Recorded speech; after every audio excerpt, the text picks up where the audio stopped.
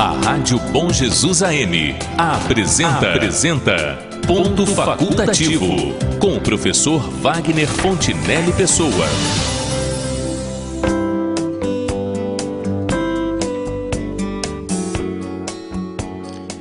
Bom dia, senhoras e senhores ouvintes da Rádio Bom Jesus, internautas que nos acompanham pelo nosso aplicativo para dispositivos móveis e pelo nosso canal no YouTube, que em ambos os casos podem ser localizados com a busca em Rádio Bom Jesus RJ. A questão de hoje é a seguinte: quais são os objetivos deste movimento conhecido como Outubro Rosa? Há uma campanha mundial chamada Outubro Rosa, que acontece todos os anos, justamente no mês de outubro, como parece evidente, e visa conscientizar a população feminina, mas também a sociedade em geral, sobre a importância e prevenção e o diagnóstico precoce do câncer de mama. Foi na década de 1990 que nasceu esse movimento para estimular a participação da população no controle do câncer de mama. Tendo o laço cor-de-rosa como símbolo, a campanha começou com a primeira corrida pela cura realizada em Nova York. De fato, ainda hoje, em muitos lugares do mundo, o Outubro Rosa é comemorado com uma corrida, uma maratona. Inclusive no Brasil, onde também se organizam corridas e maratonas com o propósito de chamar a atenção para esse grave problema. Infelizmente, o câncer de mama vem atingindo um número cada vez maior de pessoas e é o tipo de câncer que mais mata mulheres no Brasil. Portanto, pelo menos o autoexame deveria ser rotineiro na vida de toda mulher, enquanto a mamografia deve ser feita anualmente a partir dos 40 anos e até antes, ou com mais frequência, dependendo do critério médico. Esse movimento, conforme dito, é realizado anualmente, com o objetivo de compartilhar informações sobre o câncer de mama, promover a conscientização sobre a doença, proporcionar maior acesso aos serviços de diagnóstico e de tratamento e contribuir para a redução da mortalidade. O Instituto Nacional do Câncer José Alencar Gomes da Silva, o INCA, como é mais conhecido, é um dos mais importantes centros de referência para o tratamento da doença, participa do movimento desde 2010, promove eventos técnicos, debates e apresentações sobre o tema, assim como produz materiais e outros recursos educativos para disseminar informações sobre a prevenção e detecção precoce da doença. Que parcela da população vem sendo atingida por essa doença? Como fazer para preveni-la? Existe cura para o câncer de mama? Que sintomas dessa doença todos nós deveríamos conhecer? Os homens também precisam estar informados sobre este assunto? Estas e outras indagações sobre esse problema é que tentaremos responder para a orientação aos nossos ouvintes com a ajuda da convidada de hoje, aqui no Ponto Facultativo. E para conversar sobre este tema, trazendo importantes esclarecimentos sobre ele para os nossos ouvintes, tenho o prazer de receber no Ponto Facultativo e na bancada de entrevistas da Rádio Bom Jesus, uma profissional que conhece muito bem o assunto que elegemos para a edição de hoje. Graduada em enfermagem desde 2008, é também pós-graduada em enfermagem do trabalho pela UNIG e mestre em saúde mental e saúde pública desde 2001 pela Universidade Federal do Rio Grande do Sul. Como enfermeira, desenvolve um trabalho na maternidade escola da UFRJ, da Universidade Federal do Rio de Janeiro, e no campo da educação é professora do curso de enfermagem na FAMESC, do qual também já foi a coordenadora, aqui no campus de Bom Jesus do Itabapuana. É casada e mãe de 3 filhos. A minha convidada de hoje é a enfermeira e professora Yarabeth Amorim. No comando do show da manhã e na retaguarda técnica deste programa, o parceiro e amigo Alexander Sullivan. Bom dia, minha cara professora Yarabeth. Seja bem-vinda e obrigado por sua participação em mais esta edição do Ponto Facultativo. É um prazer tê-la aqui outra vez nos estúdios da Rádio Bom Jesus. Bom dia, professor. Eu que agradeço mais uma vez a oportunidade de estar aqui. Muito bem. Nesta conversa de hoje, professora Yarabeth, eu lhe proponho que nós comecemos cuidando de alguns aspectos gerais sobre a doença e sobre esse movimento que é conhecido como Outubro Rosa, para depois então nós falarmos um pouco sobre os sintomas e os cuidados e a prevenção do câncer de mama. Então vamos lá. Com todas essas campanhas que existem, movidas por associações diversas e pela própria mídia, inclusive com a veiculação de vídeos institucionais acerca do assunto, as mulheres e a sociedade de forma geral estão mais conscientes acerca do câncer de mama?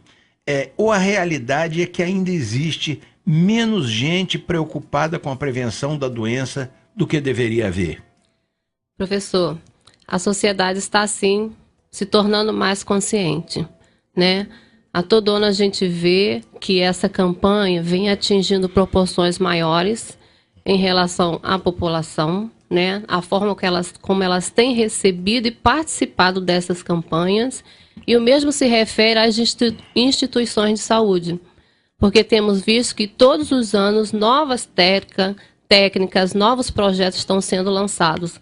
Então a gente vê que a população está sendo informada, sim, mas ainda assim a gente vê que o número de casos de câncer cada ano vem aumentando. Sim, essa é uma pergunta que eu iria lhe fazer, exatamente o seguinte: posta a questão em números, né? E considerado o crescimento vegetativo da população, porque você pode dizer assim, aumentou o número de homicídios, mas a população também aumentou muito. Então o que é importante é a gente entender se esse aumento é relativo ou se esse aumento é absoluto. Em números absolutos, claro que a população do mundo aumenta, de mulheres aumenta e de homens também, e aí a gente diz, não, tem que aumentar o número, porque o número de pessoas está aumentando. Agora eu quero saber em números relativos, relativamente à população e dentro vamos dizer, considerado esse aumento da população, está havendo um aumento do número de casos de câncer de mama? Sim, a gente pode pensar no seguinte, que o número populacional aumentou muito, então logicamente o número de casos de qualquer doença vai aumentar. O que tem acontecido é que nos últimos anos tem havido mais uma possibilidade de diagnóstico. Detecção do problema. Isso, detecção do problema. Então, assim, hoje a maioria das mulheres ela tem acesso a este diagnóstico, o que não acontecia alguns anos atrás. Muitas mulheres tinham a doença, morriam e não sabiam que tinham. Por várias questões, elas não tinham acesso e às vezes nem tratava. Então, assim, as causas têm sido também um fator importante em relação ao número de casos da doença. As causas que vivemos hoje, o que tem proporcionado ao surgimento de câncer, é um dos fatores importantíssimos que antigamente não acontecia. Esse aspecto é interessante da gente esclarecer. O câncer de mama pode ter origens diversas, né? Pode ter causas diversas. O número de causas que levam ao câncer de mama também se ampliou vamos dizer, com as coisas da modernidade, com medicação, com alimentação. Isso também se ampliou? Com certeza. E se falando em câncer de mama, mais ainda, né? Eu posso adiantar aqui, por exemplo, que hoje as mulheres, elas têm opção em trabalhar. Então, assim, tá toda uma lógica em cima da mulher que ela se modernizou, ela quer ser independente. Por conta disso, muitas delas decidem, por exemplo, a serem mãe mais tardiamente. E este é um fator de risco. Tá? A gravidez, principalmente numa faixa mais jovem da vida da mulher, ela, de certa forma, ela previne, pode prevenir o câncer de mama? Pode prevenir. Porque a gente tem, assim... É a gravidez ou é a amamentação? Os dois. Os dois. Porque uma das causas quem possa desenvolver o câncer de mama é a exposição que a mulher está em relação a um hormônio chamado estrogênio. Então, durante a gravidez e a amamentação, há uma baixa deste hormônio. E aí isso possibilita a diminuição da chance em desenvolver um câncer de mama. Então, quanto mais tempo a mulher na sua vida ficar exposta a esse hormônio, que é nosso, a gente tem, os homens também têm, né? Mas é um fator de risco, tá? Então, assim, quando a gente fala fatores de riscos, a gente pode citar, por exemplo, assim, aquela que menstruou cedo, né? O seu primeiro ciclo menstrual antes de 12 anos, ou que ela obteve a menopausa tardiamente, acima de 50 anos.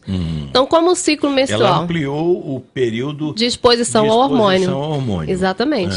Então, a mulher moderna hoje, elas têm decidido, né, uma grande parcela delas, em ter um filho ou não ter filho a partir de certa idade. Então, assim, os tempos vividos hoje têm, sim, contribuído para o surgimento de câncer de mama. Bom, e esse é um dos fatores. Esse é um fator biológico ou fisiológico, não sei. Agora, existem fatores, digamos, exógenos, fatores externos, relativos à alimentação, à utilização de aparelhos, que também contribuam para o aumento ou para a incidência do câncer de mama? Sim, a gente chama de fatores ambientais que podem ser modificados. Um deles é a alimentação, né? Tem alguns alimentos que podem ajudar a prevenir, né? Não é que não ajuda na causa, né? Outra coisa é a exposição ao álcool, a alguns tipos de medicações. Por exemplo, tem mulheres que tomam muitas medicações que a gente chama para ficar bombástica, né? Também é um fator de risco. Sim, os anabolizantes. Anabolizantes. Então, assim... Anabolizante deve ser um fator que contribui para esse quadro, não? Sim, com certeza. Tanto para homem quanto para mulher. Então, uma coisa que eu tenho curiosidade, e que certamente muita gente também tem. A utilização de determinados aparelhos, computadores e tal, celulares, isso poderia, não estou lhe pedindo, isso é uma coisa que está em discussão, mas isso poderia ser algo que contribua para, vamos dizer assim, para a ocorrência de um câncer de mama? Não, eu não tenho pesquisado em relação a estes aparelhos. O que eu posso dizer é que, por conta dessa modernidade, a questão da informática, o trabalho que as mulheres estão envolvidas no seu trabalho secular, o tempo que elas ficam expostas a esse trabalho faz com que ela deixe de ter hábitos, por exemplo, saudáveis. Mais saudáveis. Mas não que o uso dele possa vir a desenvolver. Isso não. Entendi. A gente tem alguma chance pequena em relação a aparelhos que... radionizantes, né? Sim. Exposição, aí sim. Mas... de radiação ionizante. Isso. Que tem alguma espécie de radiação. Isso, Por exemplo, uma pessoa que trabalha com radiologia e que não se protege, ela pode aumentar as chances de contrair um câncer. Sim, né? ainda que pequena, né? Segundo estudos, a gente vê que eles falam em pequena proporção, mas há uma chance, sim. Esse quadro que a professora está nos desenhando aqui, ou desenhando para nós, essa é a realidade apenas brasileira ou essa é uma realidade mundial? Mundial.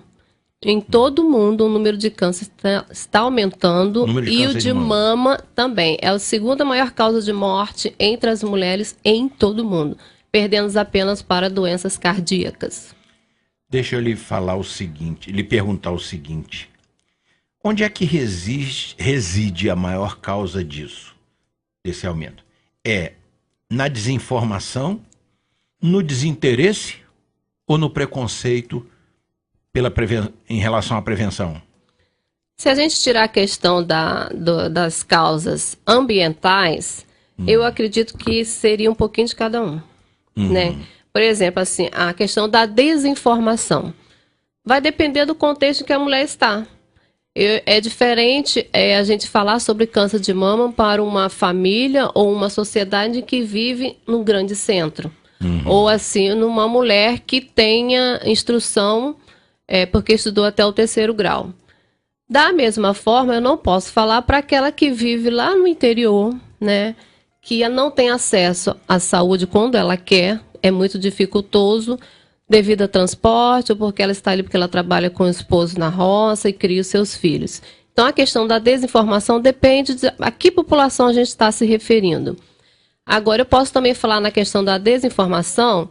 Recentemente, eu soube de uma jovenzinha de 11 anos que estava com câncer de mama nas duas mamas. E ela mora em Grande Centro. Então, assim, na questão dela, ela era desinformada por conta da idade. Ela imaginou que aqueles carocinhos que ela estava vendo era porque ela estava crescendo, se formando uma mama. Quando a mãe viu e perguntou, ela falou: mãe, eu achei que era normal. Que foi o médico, levou a mãe, levou ao médico. Era o câncer. E, exatamente, nas duas mamas. Minha cara professora, as mulheres, quase sem exceção, elas costumam se queixar, elas costumam reclamar que a mamografia, que é um exame importante, é um exame muito doloroso. Falam disso nas redes sociais, reclamam e tal. E pelo que a gente já viu em reportagem e tudo mais, é fisicamente doloroso, ali, há uma compressão ali e tal. Isso poderia contribuir, ou poderia ser um dos fatores que contribui para a mulher, às vezes, relaxar um pouco a questão da prevenção, ou isso é só desculpa? Não, contribui um pouquinho, sim. Mas o que leva a ela relaxar realmente, se falando aqui, é a questão do medo. Porque aquela dor que ela sente ali durante o exame é porque ela não tem a noção do que passaria ou do que irá passar caso tenha que tratar um câncer. Então, assim, significativamente a dor durante o exame não representa nada. E não é uma coisa insuportável. Não também. As que queixam um pouquinho de dor durante o exame, geralmente são as mamas mais jovens, ou seja, mulheres mais jovens, porque a gente tem um tecido mais denso, enquanto mais novo. E essa então... Aí a acomodação na máquina exatamente, é mais forçada. Porque a leitura do mamógrafo é um pouquinho dificultada em relação à mama jovem. E este é um dos fatores do porquê o Ministério da Saúde preconiza que este exame seja feito periodicamente a partir dos 50 anos, justamente pela mama da mulher. Entendi. Olha aqui uma coisa. A professora falou aqui agora há pouco em problema cardíaco, cardiopatia, e eu havia mencionado nas palavras de abertura aqui que o câncer de mama era a doença que mais matava mulheres no Brasil. Eu lhe pergunto, é procedente a informação de que esse câncer de mama, de que o câncer de mama é a doença que mais mata mulheres no Brasil, ou a informação não é exatamente essa? É procedente. É isso, né? No Brasil. Mesmo. No Brasil e no mundo. Muito bem. Por contraditório que pareça, no entanto, consta que as taxas de cura desse tipo de câncer alcançam níveis elevados. É algo em torno, pelo que eu li, em torno de 95%. Eu li num artigo científico e tal. É isso mesmo, essa estatística está um pouco forçada aí? É esse nível de cura mesmo? Esse perfil, o índice de cura? É sim, desde que descoberto no início. Então, assim, todos os artigos, os mastologistas, os ginecologistas, todos falam a mesma coisa. Daí se dá a importância de todo ano a gente ter a questão do reforço em relação à prevenção. Então, o Outubro Rosa, ele funciona justamente nesta questão. Descobrir no início. Porque incentivar para que essa pesquisa seja feita regularmente. Regularmente. Então, assim, por isso que a questão do Outubro Rosa não há falha. Todo ano tem o Outubro Rosa. Porque, coincidentemente, a partir dos 50 anos, a mulher tem que se lembrar que tem que fazer a mamografia. Entendi. Né? Então, assim, há toda uma lógica no contexto do Outubro Rosa. A descoberta precoce de uma doença, do câncer de mama, ou a descoberta precoce, ela é fundamental para a obtenção de uma cura em relação ao câncer de mama, ou ela é fundamental, a descoberta precoce, para qualquer tipo de doença? Para a maioria das doenças. Tem alguns casos de câncer que há uma certa dificuldade em se descobrir no início, né? A gente saindo um pouquinho do câncer de mama como câncer de pâncreas, né? Há uma certa dificuldade. Mas em relação ao câncer de mama, a gente vê que para a maioria deles, descobrindo antes, né, a chance de cura é grande, ultrapassa 90%, sim. E a questão do tratamento também, ele é menos penoso, né? A gente pode falar em relação à retirada ou não de mama. Então, Então, se a gente descobre um câncer no estágio inicial, né, digamos que entre 1 e 2 centímetros, a mulher será submetida a uma cirurgia, que todos os casos ela tem que ser submetida. Então, assim, dependendo do tamanho deste câncer, aí que vai se decidir em que parte será retirada, se ele está localizado, se está difuso, não irá retirar. Então, exatamente. Aí, por ser a mama, assim, para a maioria das mulheres, que fala sobre a vaidade, né, o impacto em si, não tirar a mama, né, traz muito mais benefício. Quando a mulher tem a notícia que tem um diagnóstico de câncer, já é um susto muito grande. E aí fica a expectativa em cima disso. Vai ser preciso retirar a mama toda ou não? Então, assim, facilita. Facilita. Eu vou aproveitar essa oportunidade para lhe dizer o seguinte: se a gente sabe que o câncer de mama é uma doença talvez a que mate o maior número de mulheres no Brasil, e a gente sabe que a cura do câncer de mama tem um índice elevadíssimo, um índice de 90% ou 95%, eu lhe pergunto o seguinte: o que poderia justificar que tantas mulheres sejam resistentes à realização de exames preventivos, vamos dizer, preventivos do câncer de mama? Eu vou lhe dar algumas hipóteses aqui para a professora analisar para a gente. Primeiro, as pessoas têm medo de descobrirem que estão com câncer de mama? Segundo, o seu temor não é descobrir que estão com câncer de mama, mas é encarar a possibilidade de que elas podem estar sujeitas a uma mastectomia, uma retirada das mamas? Ou é aquela ideia simplória que existe em muita gente de que esse problema nunca vai acontecer comigo, isso acontece com o meu vizinho, mas não acontece comigo? A gente tem a tendência a achar isso, né? Sim. Os 3 fatores acontecem, né? A questão do medo, como a gente já começou a falar, as impede um pouco de descobrir, de querer descobrir, né? De querer saber. De querer saber. Não quero saber, porque eu já ouvi depoimento que elas diziam o seguinte: ó, já que pode acontecer, então eu não quero sofrer com antecedência. Se tiver que ser na época, eu descubro e por aí vai. Isso então, pode fazer a diferença. Faz a diferença no tratamento. Cura ou não. Exatamente. Esperar para descobrir quando a coisa já estiver mais avançada, pode fazer a diferença no tratamento e na cura, né? Isso. O mesmo se refere àquela que pensa assim: não vai acontecer comigo, eu não tenho caso na família, mas aí se esquece que as causas que têm levado ao surgimento mudou, né? Então, a forma de vida hoje é um fator muito importante. Então, assim, há uma certa negação interna da mulher. Para alguns casos, não todos. Que é um mecanismo de defesa, né? Também. É um mecanismo de defesa. Isso. Eu não quero pensar nisso porque seria muito difícil encarar uma situação dessa. Então, eu não quero pensar nisso. O que acontece é o seguinte: 2 coisas. Eu conheço uma pessoa, aliás, muito próxima familiarmente de mim, e que me disse uma vez o seguinte: sabe que eu não gosto de ir a médico? Porque todas as vezes que eu vou a um médico, eu descubro que eu tenho um problema que eu não sabia. Então é mais ou menos essa ideia. Eu não quero ir porque eu não quero que ele me diga que eu tenho um problema que eu não sabia que tinha. Isso, né? E a outra coisa que eu queria ponderar com a nossa professora, nossa mestra, ela é mestra em saúde pública, é por isso que ela está falando com essa desenvoltura aqui a respeito desse assunto, que é um problema de saúde pública, a gente poderia classificar assim, né? É o seguinte: os fatores atuais, e a professora falou disso no início da nossa conversa, que atualmente os fatores se alteraram, se mudaram. O que causa o câncer, de uma forma geral, e o câncer de mama em específico, hoje, não é o que causava talvez há 50 anos atrás. Os fatores que submetem, ou que levam à incidência do câncer de mama, ou qualquer outro tipo de câncer, se alteraram.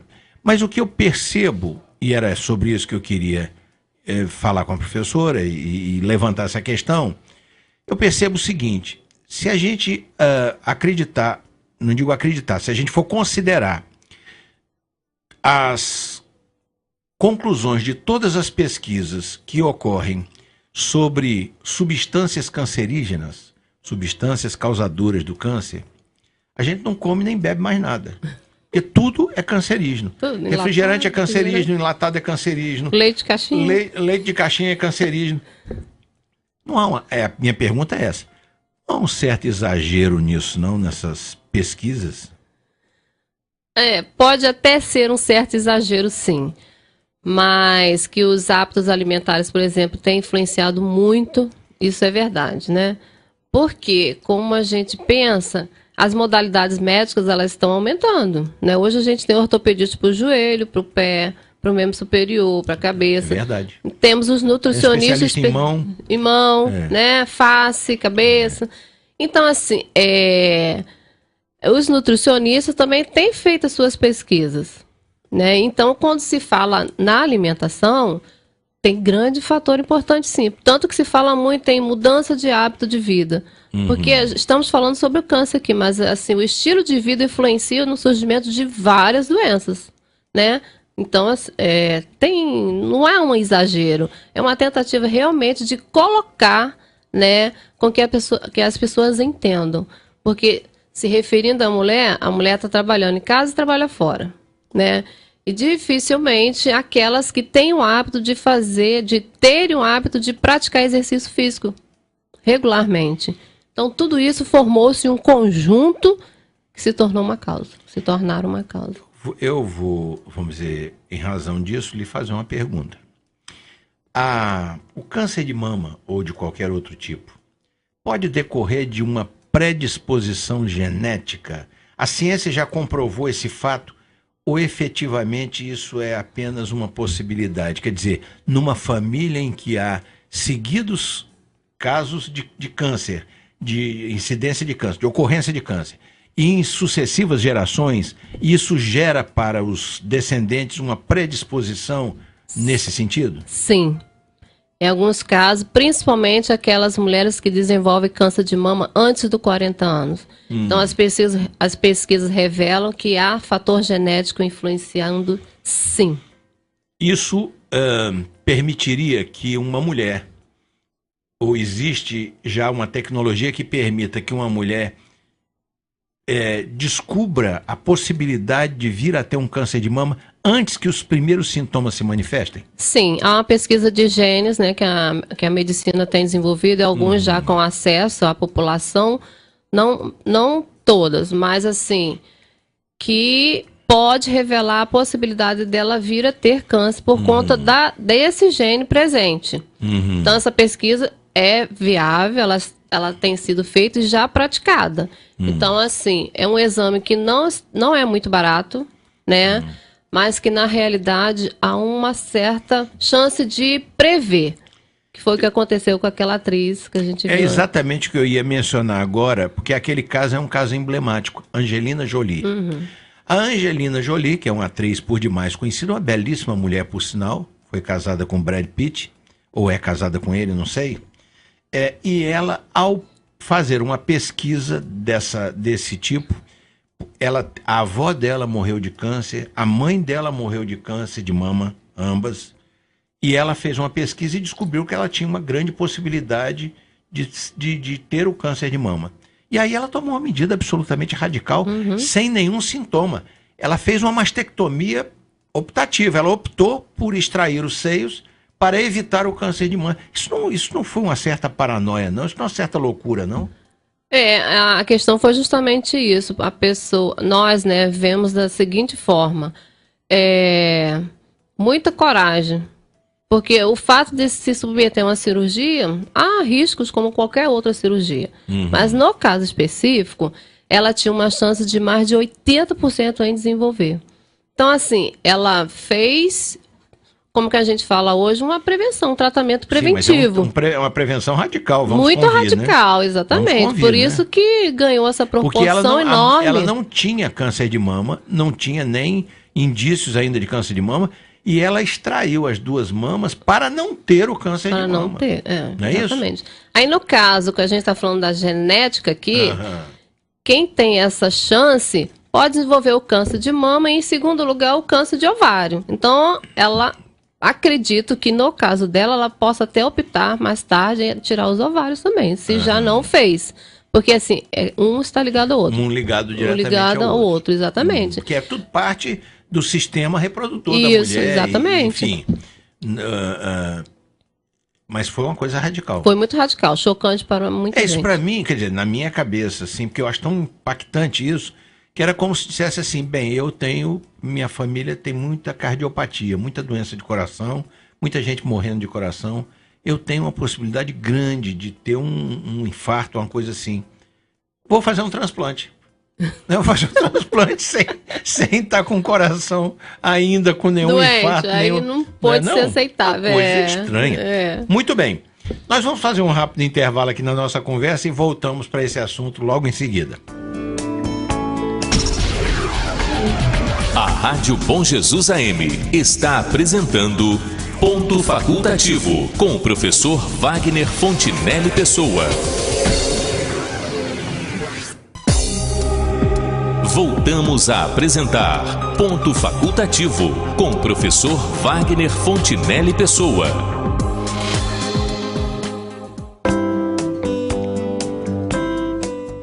Voltamos com o Ponto Facultativo e nesta edição estamos conversando com a enfermeira, mestra e professora Yarabete Amorim, que é graduada em enfermagem, graduada em enfermagem do trabalho e mestre em saúde mental e saúde pública pela Universidade Federal do Rio de Janeiro. Do Rio Grande do Sul. Universidade Federal do Rio Grande do Sul. E no campo da educação, ela é professora de enfermagem na FAMESC, onde ela já foi também coordenadora do curso de enfermagem, aqui no campus de Bom Jesus do Itabapuana. Na manhã desta terça-feira, a nossa conversa gira em torno de um tema bem específico, que é o movimento chamado Outubro Rosa e a prevenção do câncer de mama, que em relação à saúde pública deve ser considerado o assunto mais importante deste mês. Professora, uma coisa que eu ainda queria lhe perguntar sobre o que nós vimos conversando antes do intervalo. Numa família, nós citamos o caso da Angelina Jolie, né, que tomou uma decisão grave, né, para evitar, já que o índice, a probabilidade dela de contrair um câncer de mama era elevada, ela fez uma mastectomia preventiva. Não chegaremos a isso, mas pessoas em cuja família existam casos de câncer de mama ou de qualquer outro tipo, deveriam ser mais atentas aos exames preventivos do que aquelas que não têm esses casos em família? A questão, elas têm que conversar com o médico, né, para decidir a partir de que época elas deverão fazer os exames de rastreamento. A indicação é que tenha-se uma noção de qual foi a idade em que a mãe ou um parente próximo à irmã teve o primeiro caso de câncer. O histórico familiar. Digamos, então, que a mãe teve um câncer com 50 anos. Então, estes exames para rastreamento deve começar a ser feito pelo menos 10 anos antes da idade relacionada que surgiu o câncer da mãe. Entendi. Então, elas têm que ficar bem atentas, sim. Especialmente atentas àquelas que têm casos de câncer de mama ou qualquer outro tipo de câncer em família. Isso, mãe, irmã. Isso. Deixa eu lhe perguntar, uma das coisas que assusta as mulheres no tratamento do câncer é que às vezes elas têm que se submeter a determinadas terapias que são muito agressivas. Eu vou citar aqui a quimioterapia e a radioterapia, por exemplo, né? Todo câncer ou todo caso de câncer precisa passar por esse tipo de terapia? Ou há casos de câncer, inclusive câncer de mama, em que não se chega à radioterapia e à quimioterapia? Todos os casos passam. Digamos então que uma mulher descobriu um câncer de mama na fase inicial, entre 1 e 2 centímetros. Aí ela será submetida à cirurgia para a retirada. Uhum. Então o médico faz a retirada, né, ali do local onde está o câncer. Tem uma margem de segurança em que ele também tem que o médico decide em atingir, retira, aí após a cirurgia, chega para o paciente e diz assim, a cirurgia foi um sucesso, deu tudo certo. Mas não há como garantir que nenhuma célula daquela tenha se disseminado. Se disseminado para outra parte, que ele não pôde visualizar na hora da cirurgia. Exatamente. E aí, dependendo do tipo do câncer e o estágio em que ele se encontra, ele decide, então, qual vai ser o tratamento aí para frente. Lembrando que algumas cirurgias, ou melhor, alguma quimioterapia, Em alguns casos, eles são realizados, o tratamento de químio, antes da cirurgia. Então, a gente está falando no caso de câncer em que o câncer já atingiu proporções maiores, né? Para que ele consiga obter um sucesso durante a cirurgia, né? Ele tenta localizá-lo, né, ali, né, diminuir o seu avanço. Aí a paciente é submetida a sessões de químio ou de rádio para posterior ser submetida à cirurgia. Em todos os casos ela passa por cirurgia, sim. E há casos em que há digamos, umas sessões de quimioterapia antes da cirurgia e outras depois? Sim. Também, né? Também. Muito bem. Na hipótese de mastectomia, ou seja, a retirada de um ou de ambos os seios, a reconstrução mamária, que isso é uma coisa que mexe muito com a cabeça, com o emocional da mulher. Afinal de contas, a mama, além de ser uma parte do corpo dela e de ter uma função, vamos dizer assim, dentro do processo de reprodução, que é a amamentação, a mama tem muito a ver com, vamos dizer assim, com a autoestima da mulher, com as questões de natureza estética e tudo mais. Então, a reconstrução mamária, né, ela é imediata ou será necessário um período de observação para uma avaliação de que o problema esteja totalmente extirpado antes dessa reconstrução? Há os dois casos. A paciente que já sai do centro cirúrgico, quando ela vai fazer a mastectomia, já com a colocação de prótese, por exemplo. Mas na maioria dos casos tem que haver uma recuperação. Por quê?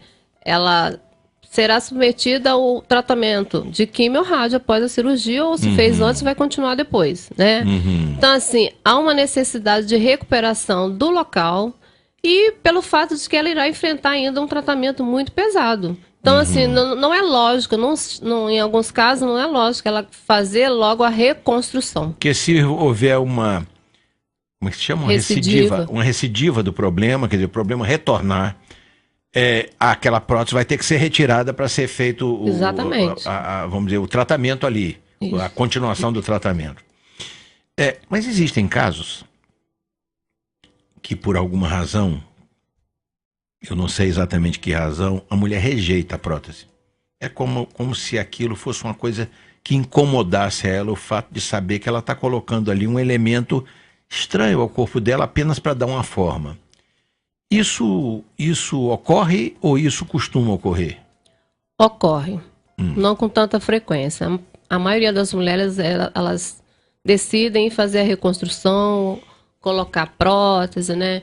Aí agora tem a gente está na era das tatuagens, né? Porque elas fazem a reconstrução, que no caso é retirada de tecido do próprio corpo, músculo, do abdômen ou da região dorsal, para reconstruir essa mama. Porém, não há como fazer a reconstrução do mamilo ou da areola. Então, as tatuagens têm entrado neste sentido. Alguns depoimentos que eu pude ver é que elas falavam o seguinte: eu fiz a reconstrução, mas ainda assim continuei com muita vergonha. Sim, porque acha que o seio está deformado, tá diferente. Mas depois que eu fiz a tatuagem, isso acabou. Então, assim, há todo um processo em relação à estética, né, relacionada à mastectomia. Isso tem ganhado proporções muito grandes, que eu acho que tem ajudado, sim, grandemente na recuperação emocional das mulheres que foram submetidas a este procedimento. Tá, deixa eu até só esclarecer uma coisa aqui. A professora falou que é retirado o músculo de outras partes para fazer essa reconstrução. Isso é quando a extensão do dano causado pelo câncer foi de tal forma que ela perdeu musculatura peitoral, não é isso? Exatamente. Quer dizer, além do tecido mamário, ela perdeu musculatura, vamos dizer, peitoral. Isso. Perdeu tudo. Perdeu tudo. Teve que tirar tudo que já havia atingido. Aí sim, tem que apanhar músculo em outro lugar e tal. Mas há casos em que essa musculatura não chegou a ser atingida, aí a reconstrução é feita com prótese de silicone. De silicone, também só pode ser. Né? Pode. Muito bem. Olha aqui, professora Ierabeth, eu gostaria de abordar agora mais diretamente esse movimento Outubro Rosa, dentro de cujo período nós nos encontramos. No seu entendimento, movimentos como esse, Outubro Rosa, produzem resultados efetivos no sentido da conscientização das pessoas que constituem o público-alvo desse tipo de movimento, isso produz realmente resultado? Ou é apenas um lembrete e tal? Ou isso faz alguém chegar e dizer assim, não, olha, realmente esse negócio é sério, eu vou olhar isso com mais cuidado, com mais profundidade. Isso produz resultado efetivo? Produz sim. Tanto com relação à população quanto à área da saúde. Porque, como a gente disse, há todo um contexto em relação a este movimento. Então, assim, o Ministério da Saúde, a cada ano que passa, vem descobrindo, vem disponibilizando recursos para que a prevenção seja o foco deste mês, do movimento. Então, há uns anos atrás ocorreu um erro do seguinte, que focou-se muito na questão deste movimento, o autoexame. Né? Aí o que aconteceu? Indiretamente colocava-se a responsabilidade na mulher em descobrir o câncer. Né? Aí chegou-se à conclusão de que o autoexame ele é importante, sim, mas todo o contexto em relação à prevenção está em atualizar conhecimentos dos profissionais, acesso aos exames, diagnóstico precoce e tratamento precoce também. Tanto que surgiu uma lei aí que dizia que as mulheres têm que ter, no máximo, 60 dias após o diagnóstico ter iniciado o tratamento. Então, assim, é válido esse movimento, sim, não é só uma mera lembrança, porque a cada ano que se passa, isso produz modificação de atitude? Produz, né? Sim. Professora, eu li ou assisti um vídeo institucional sobre isso, em que dizia o seguinte, quando se tenta enfrentar o câncer, a gente deve lembrar de 3 passos que são essenciais. Um é o autoexame. O outro é a mamografia. E o outro são visitas regulares ao ginecologista. Não é isso? Isso. É isso mesmo ou tem mais alguma coisa para acrescentar? Não, a gente pode se prender a esses 3. O autoexame, ele tem que ser feito no momento que a mulher desejar. A gente até estimula como forma de técnica em que ela escolha uma data do mês, né, para que fique fixado. E a gente orienta o seguinte, pega um calendário anual, marca lá todo dia 20, né, para que ela se lembre.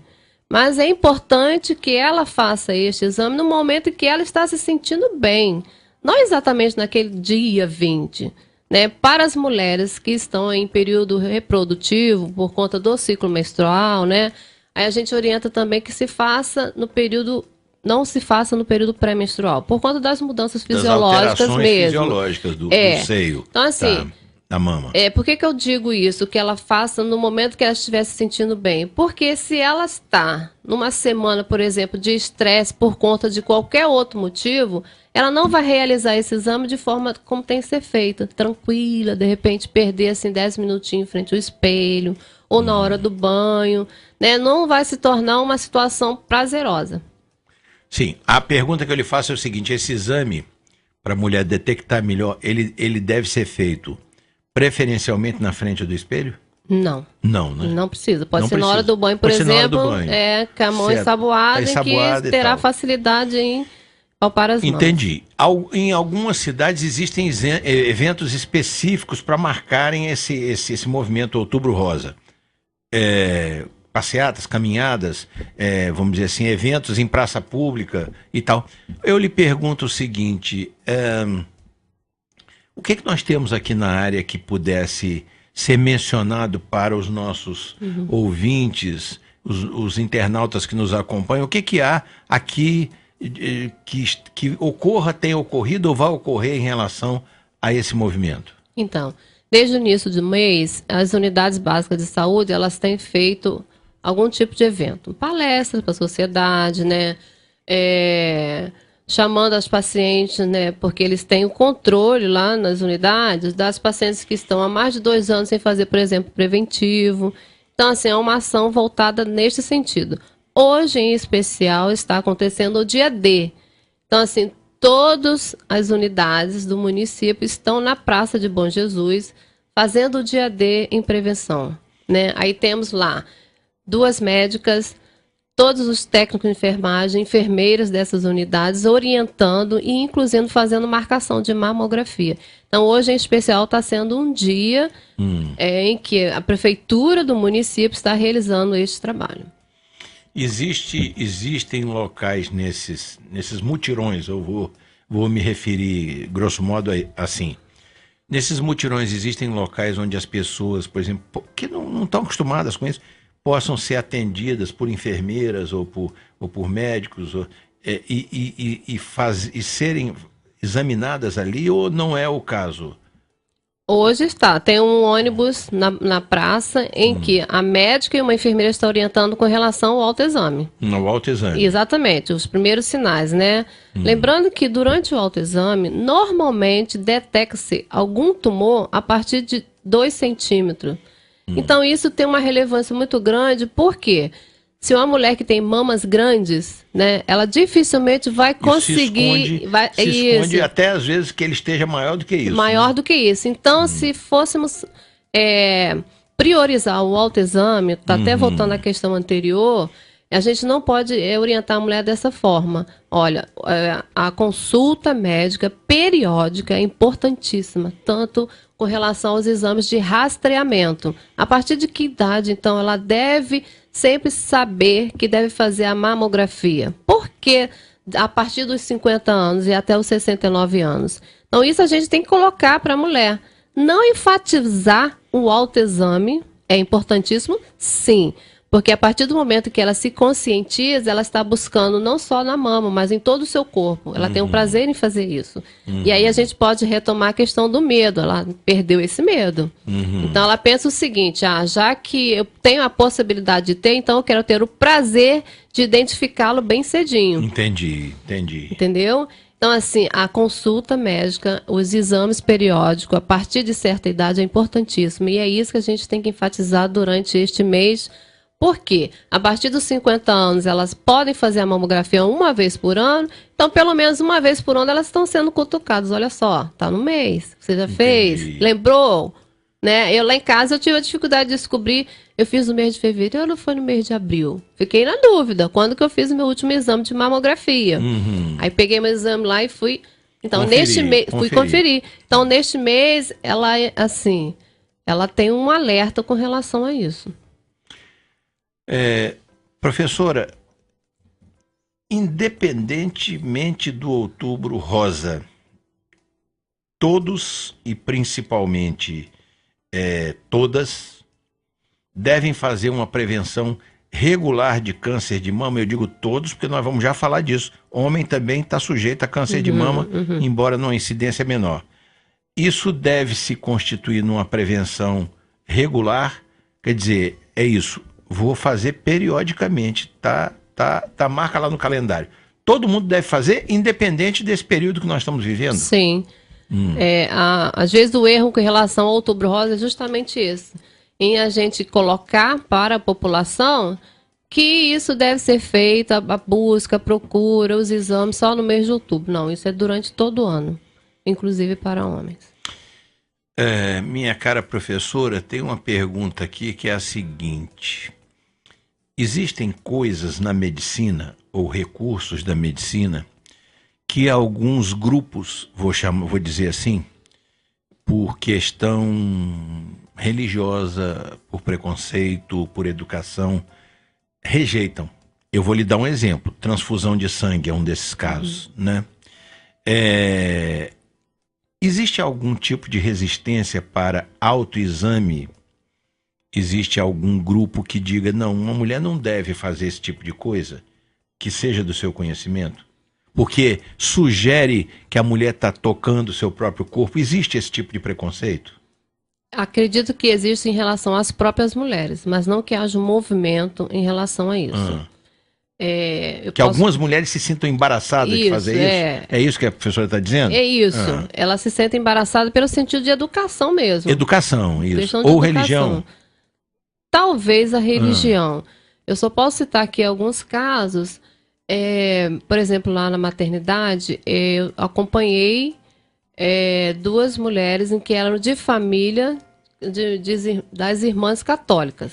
Por conta da educação, não que elas fossem freiras, né? Sim, entendi. Mas elas tinham muito tabu em relação à exposição do corpo. Do corpo. Então, assim, neste sentido, acredito que algumas mulheres tenham isso. Mas a gente pode pensar no seguinte também: há algumas mulheres, meninas que sofrem violência sexual. Na vida adulta, ela vai ter dificuldade, sim, de expor certas situações relacionadas à medicina por conta disso. Entendi. Porque ela tem traumas. Então, assim, eu acho que são casos raros. Ela vincula o corpo dela, ou qualquer coisa que tenha proximidade com a parte sexual, ela vincula uma situação a um sentimento de constrangimento, de desagrado. Isso, é isso, né? Eu acredito que isso seja um fator emocional que possa levar. Tá, eu lhe perguntei isso para lhe perguntar uma outra coisa.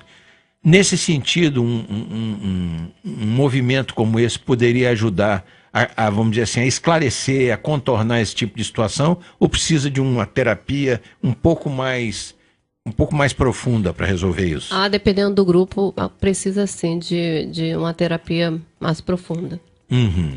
Olha aqui, de quanto em quanto tempo, eu vou perguntar isso de novo, a mulher deve fazer o autoexame de mamas? O autoexame? Temos colocado que seja feito uma vez por mês, tá? Ela faz após o período menstrual, né? Pelo menos uma semana depois, que é quando aquelas antecipações da mama dolorida que ocorre no período menstrual, porque e às vezes esses fica sinais... um pouco inchada a mama. Isso, dolorosa, né? Isso. Uma vez por mês, tá? Mas que ela não se sinta assim culpada se ela não está conseguindo fazer isso, né? O que é importante a gente ressaltar é que em alguns casos, né, em 30% dos casos de câncer de mama é a própria mulher que descobre, tá? Mas por conta da diferença da mama, às vezes há uma certa dificuldade de identificação. Isso depende muito da mama e da idade da mulher. A mama jovem, se for menor, esse autoexame vai ter uma importância muito grande. E se a mama for muito grande, mais volumosa, e dependendo da idade dela, o autoexame não é tão importante. Outra coisa que eu queria lhe perguntar sobre isso é o seguinte, quer dizer, lhe pedir a confirmação, porque é importante para quem precisa de informação sobre isso. Às vezes, no autoexame, a mulher pode verificar, ou o próprio homem pode verificar, um nódulo, uma coisa assim. Isso não é necessariamente um indício de um câncer. Não. Pode ser ali uma íngua, um negócio qualquer. Não pode? Pode encontrar um caroço, um cisto. Um cisto, por exemplo. Né? O cisto, a gente fala o seguinte, é uma bolsinha com líquido, que pode surgir e desaparecer. Então, assim, você fez uma ultrassom, o médico já vai ver ali, pelo exame de ultrassom, se é um cisto ou não. De um jeito ou de outro, verificando uma coisa dessas, ainda que não seja o câncer, a maneira de apurar se é ou se não é indo para um exame médico. Exatamente, né? É por isso que a partir daí a gente tem uma questão da idade para fazer mais exames ou não. A partir de... Por quê, né? A partir dos 50 anos. Por que que a mamografia, segundo o Ministério da Saúde, tem que ser feita uma vez por ano? Então, assim, há toda uma lógica em relação a isso. Na idade precoce, que a gente fala abaixo dos 40, como já citamos, uma pequena dificuldade do aparelho fazer a leitura. Já a mama mais relaxada, menos densa, ele tem mais facilidade. Faz a leitura com mais facilidade. A mamografia, eu ia lhe perguntar isso, a partir de que idade e com que frequência, a professora já explicou, né? A partir dos 50... A 69 anos, uma vez por ano. Uma vez por ano, é isso? Aí a gente pode ressaltar neste item o seguinte, a gente falou aqui de 40 anos para baixo em casos de família, né? Mas há um certo temor, porque às vezes a paciente chega e pensa assim, nossa, a minha mãe morreu com câncer de mama, mas ela já tinha 78 anos. E agora o médico não quer passar para mim o exame, eu estou com menos de 49 anos, 45. E ele achou que não preciso fazer o exame uma vez por ano. Por que eu não posso? Se o próprio Ministério da Saúde fala. Provavelmente essa mãe que morreu com câncer após os 75 anos foi por causas externas e não pelo fator hereditário. Entendido. Então o médico sabe disso. Porque se fosse fator hereditário, a manifestação da doença seria mais antes, cedo. seria mais cedo. É. Entendido. Visitas programadas ao médico ou médica ginecologista devem ser feitas com que periodicidade? Então, a partir do momento que o ciclo menstrual já está acontecendo, a primeira relação sexual, 12, 13, 14 anos, então indica-se, né, que vá ao ginecologista uma vez por ano. Mas da seguinte forma: 2 exames consecutivos, um em cada ano, normal, sem alteração nenhuma, aí ela pode retornar de 2 em 2 anos, tá? Mas a partir dos 50 anos, em que já aconteceu a menopausa, e aí ela não tem mais aquela questão da gravidez e tal, ela também pode manter este intervalo. Porém, retorna essa consulta uma vez por ano, porque justamente está na idade que mais surge os casos de mama, que é a partir dos 50. Maior incidência é exatamente maior aí, incidência. Então, elas, assim, começam indo ao ginecologista, né, 2 vezes, exames normais, pode fazer esse intervalo. Mas, na prática, né, as mulheres têm ido uma vez ao ano ao ginecologista, não importando a causa. E aí, na maioria dos casos, quando há suspeita de qualquer tipo de câncer, é o ginecologista que descobre. Ele já encaminha para exames. Se positivo, já encaminha para o mastologista e depois o oncologista. Então, assim, há um ciclo em relação aos cuidados. E aí se dá a importância dos médicos de família, que a gente fala das unidades básicas de saúde. Quer dizer, o percurso seria esse. A mulher procura o ginecologista e o ginecologista, havendo problema, encaminha para o mastologista, que é um especialista em seios, não é isso? Isso. Ou para o oncologista, que é um especialista em câncer. Isso, exatamente. Não é isso? Exatamente.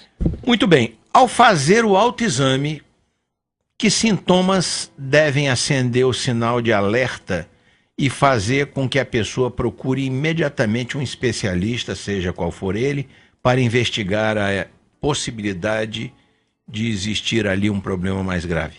O primeiro sintoma é o surgimento de um caroço, né? De um nódulo. É o primeiro. Na maioria dos casos, é indolor. Mas isso não quer dizer que ele vá ser sempre assim. E aí tem os outros sinais que a gente fala. Por exemplo, quando a gente fala do autoexame, é para que ela se conheça. Então, ela conhece a sua mama. Sim. Tá olhando assim em frente ao espelho? Se ela conhece, porque ela se examina, ela vai saber quando alguma coisa está diferente. Está diferente. Por exemplo, no mamilo. Ela conhece os seus mamilos, que podem estar protusos ou não. Mas se por acaso ele mudou de posição ou de cor, ela já viu que está diferente. E de repente a mama começa a se avolumar. E pode mudar de formato também. Muda de formato. Aí a mama cresceu um pouquinho mais, tá estranho isso aqui, não era assim? Embora saibamos que a maioria das mulheres já tem uma mama um pouquinho maior que a outra. Essa assimetria é normal. Isso, é normal. Mas se ela não sabe disso, esse sinal, quando surgir, quando for acentuado, ela não vai perceber, né? Aí a questão da cor, a textura da pele, dor, né? Todos estes são os sinais, mas o principal... Secreção também. Se ela não está no período, não está amamentando, então é importante que ela observe, então, se há uma secreção. Com relação à secreção, a gente orienta o seguinte, quando você pressionar aqui o mamilo, tem um local certinho, não precisa fazer com muita força. Porque se houver qualquer tipo de secreção, com a pequena expressão... Ele vai sair. Exatamente. A secreção vai sair.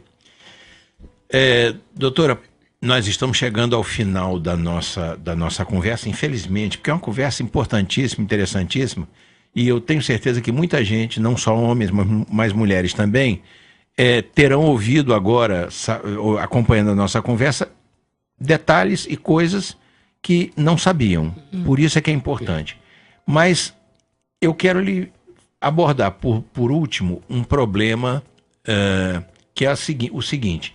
Embora a incidência do câncer de mama em homens seja muitíssimo pequena, parece que apenas 1% dos casos é de câncer de mama em homens.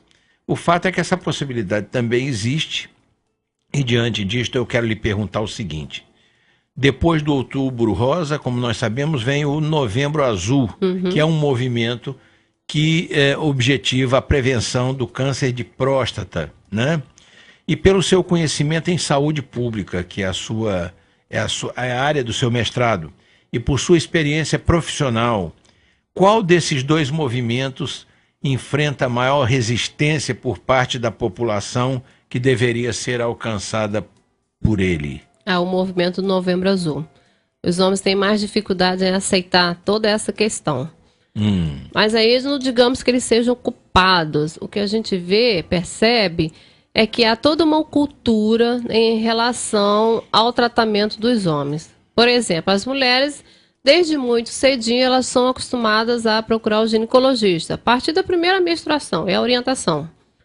Né? E os homens, quando que eles passam a fazer esse exame? As mulheres já estão acostumadas com um exame no ginecologista, é verdade. E os homens, eles preconiza-se a visita, né, a partir dos 40 anos, por exemplo. Então, em relação até os 40, o homem não está acostumado com aquele tipo de exame. Não está acostumado. Então, ele assim, a estatística mostra que as mulheres adoecem mais, porém vivem mais, justamente por isso. Por quê? Elas se tratam mais. Se cuidam mais. E a maioria dos homens que vão à procura de atendimento médico, quem leva são as mulheres. Então, assim, é a própria cultura dele. As mulheres costumam insistir com seus maridos, companheiros, namorados, para que vão ao médico, isso, para que façam consultas até preventivas. Sem o que a maioria dos homens não vai tomar essa iniciativa. Não vai ter essa iniciativa. Mas eu sei que, então, quando a gente fala do câncer de próstata, tem toda aquela cultura, como a professora falou, a questão do toque, do exame de toque e tal. Isso, para um grande número de homens, é uma coisa constrangedora, embaraçosa, o que é uma bobagem, porque é um exame como outro qualquer, né? Agora, falando especificamente do câncer de mama em homens, já que o tema é esse, os homens também devem realizar o autoexame periodicamente? Deve. Deve no sentido quando há casos na família. Então, assim, tanto que os mesmos exames que é feito para diagnosticar na mulher é o do homem. Eles fazem mamografia quando há algum sinal. Então, assim, ele pode sim, ele deve ter uma certa preocupação. Só que a gente não há, assim, um certo alarme com relação a isso, porque as causas que levam o homem a ter o câncer de mama são pequenininhas em relação à mulher. Por exemplo, a relação da produção, no caso, produtiva, em ter filhos, por conta dos hormônios, né? Então, assim, em alguns casos, a gente orienta diretamente cada caso. Homens que fez mudança de sexo, que fazem uso, por exemplo, de reposição hormonal, algumas alterações genéticas e até casos de família. Pode ter acontecido com a mãe dele e com a irmã, ele pode ser um também. Então, assim, em relação à proporção, é muito menor, 1% só, né? Mas a gente orienta assim, o homem pode e deve fazer autoexame e procurar saber. Os equipamentos que são utilizados para mamografia da mulher, eles também possibilitam a mamografia para homem? Com certeza, é o mesmo aparelho. E a leitura é muito mais facilitada do que na mama feminina. Porque o volume de tecido é menor. É menor. Né? É menor. Então é mais fácil. Aquilo tem que penetrar ali, ultrapassar, vamos dizer, quase que atravessar. A leitura tem que atravessar todo aquele tecido. Exatamente. No caso do homem fica mais fácil. Fica mais fácil. Tá certo. Eu estou lhe perguntando por perguntar, mas na verdade, se a gente considerar que existem mulheres que têm pouco ou quase nenhum seio, também fazem a mamografia. Fazem. Tá certo. Doutora, olha, eu vou lhe falar uma coisa. Foi uma conversa muito agradável, mas nós terminamos aqui o nosso tempo destinado a essa conversa e chega ao final a nossa conversa, razão pela qual precisaremos encerrá-la aqui, encerrar o programa. Eu quero agradecer por sua participação no programa desta terça-feira, a enfermeira, professora e mestra Yarabete Amorim, que é graduada em enfermagem, pós-graduada em enfermagem do trabalho e mestre em saúde mental e saúde pública, como dito ao início do programa.